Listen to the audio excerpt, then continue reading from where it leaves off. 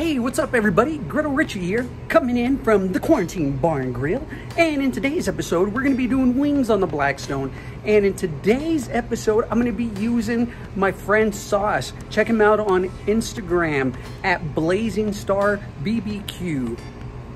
This is the original sauce I'm gonna be using. He has 3 different flavors. There's a spicy, the original like I mentioned, and sweet as well.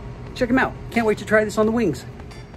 So while the griddle's warming up, one thing that I like to do with my wings is I like to separate them between the drums and the thighs and season them with a little bit of sea salt, some pepper, put them in their own bags and let them marinate in the fridge from anywhere from 1 to 2 hours before I start cooking them.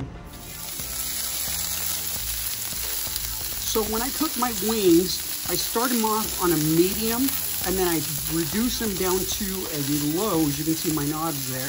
And I cook them for about 30 minutes, and I flip them roughly every 3 minutes or so. Something that I highly recommend getting when you're making wings or any kind of meat is a meat thermometer. That way you can check the temperature to make sure they're cooked all the way.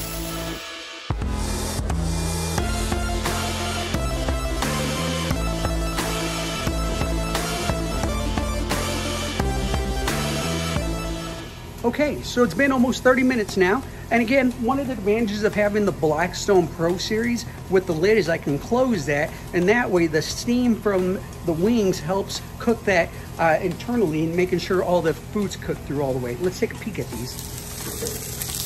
Ooh, look at those. Just about done. Give it a couple more minutes and then we'll get inside and get these seasoned up. Give them a try. All right, so now that my wings are done, I have them inside, and what I like to do, I like to pour my sauce into a container, put some wings in there, and then shake them up. That way it seasons them nicely. So let's see how these look after.